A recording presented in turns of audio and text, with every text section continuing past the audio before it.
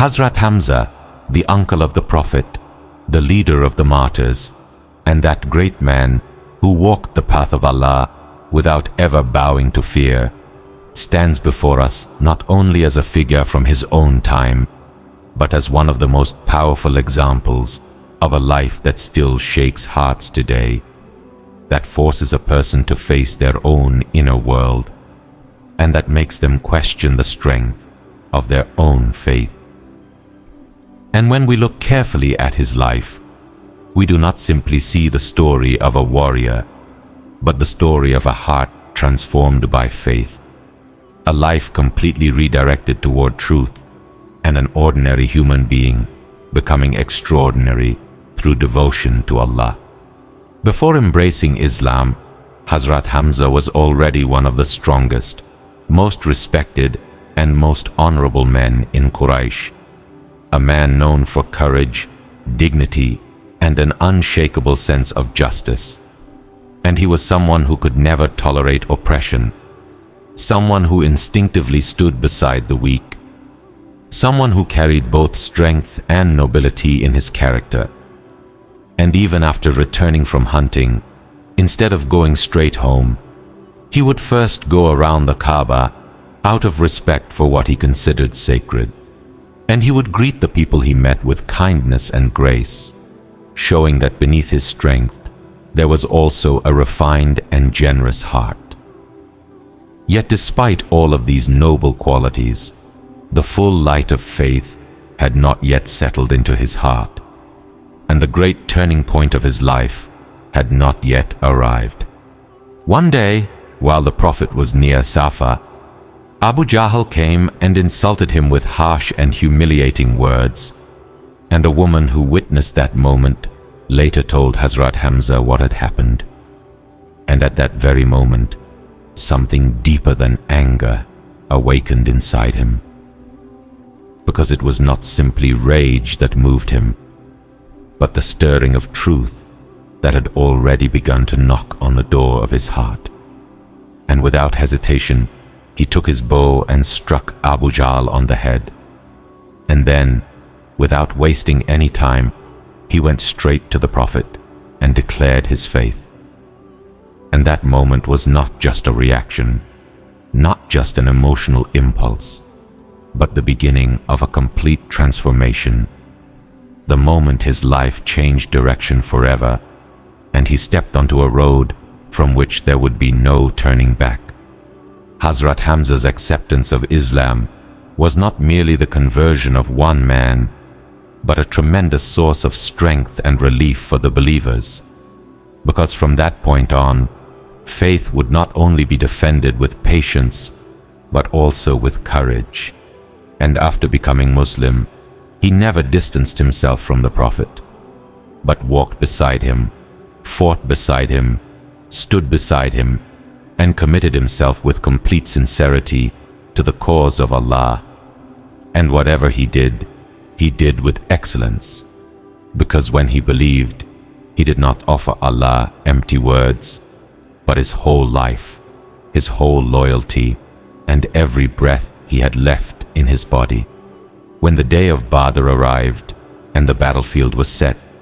and the strongest men of the enemy came forward, asking who would meet them in combat, Hazrat Hamza stepped forward without the slightest hesitation, and there was no fear in his eyes, because his heart was full of faith. And he struck down his opponent with a single decisive blow, then moved toward the others. And that day was not only a military victory, but a moment in which faith openly proved its superiority over disbelief, and the courage he displayed there did more than defeat enemies, because it also planted confidence deep into the hearts of the believers. Hazrat Hamza never moved like an ordinary soldier in battle, but like a force all his own. And while his courage poured fear into the hearts of the enemy, his faith poured strength into the hearts of the Muslims. And that is why, after Badr, he did not slow down, did not step back, did not choose safety over sacrifice, because for him, the meaning of life was already clear. and that meaning was to worship Allah, to stand firm beside the Messenger, and to give up everything if necessary, without hesitation, for the sake of truth. Then came Uhud, and this battle was not merely a clash of swords, but a test of hearts, loyalty, and faith itself, because Quraysh had come filled with vengeance, and among them were those whose hearts burned with hatred, and plans had already been made against Hazreti Hamza. And when the battle began, he was once again at the front, breaking through enemy lines, overwhelming those who stood against him, and moving with such force that no one could easily stand before him, because he was not driven by physical strength alone, but by the power that faith gives to a person whose heart has fully surrendered to Allah.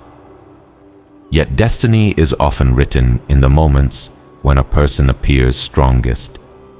And there was a slave who had been promised freedom in exchange for killing Hazreti Hamza. And that man remained hidden, watching, waiting, and searching for the smallest opportunity. And then the moment came when a slight opening appeared in Hazreti Hamza's armor, and the man who had been waiting for that single instant hurled his spear, and in that moment Hazreti Hamza fell to the ground. And it was not only a body that fell, but the hearts of the believers that trembled, because they had not merely lost a warrior, but a protector, a companion, a hero, and a man whose courage had become a source of strength for the entire Muslim community. And the weight of that moment did not remain buried in that battlefield, but became a sorrow remembered for generations. When the Prophet walked through the battlefield and came upon him, the scene before him filled his heart with overwhelming grief, and tears flowed from his blessed eyes, because the one lying there was not only a martyr, but his beloved uncle, the one who had protected him, supported him,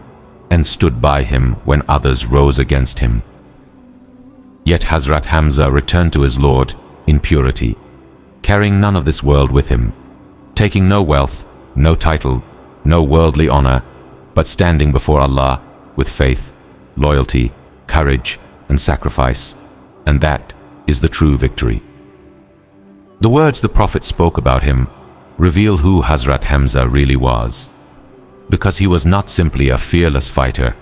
but also a merciful man, a generous man, a man who honored family ties, defended the oppressed, and lived with a heart that combined strength with compassion. And that is why his life still points the way for us today, still acts like a compass, still calls us to examine ourselves and ask whether our own faith is deep enough to carry us through hardship. Now stop and look at your own life, and ask yourself how much space faith truly occupies in your heart, what you would be willing to sacrifice for Allah, whether you could really leave everything behind and walk His path if the moment demanded it, because this world is temporary, and in the end, what remains is not your possessions, not your titles, not the praise of people, but what you did sincerely for Allah,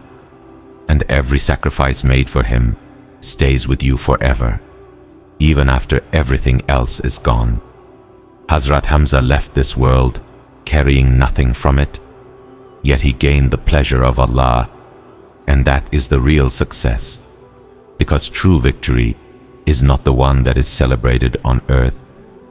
but the one that is accepted in the presence of Allah, and the person who understands that truth can never truly lose. So what about you? When the day comes for you to leave this world, what will you carry with you, and what answer will you give when you stand before your Lord? Like the video and subscribe to the channel.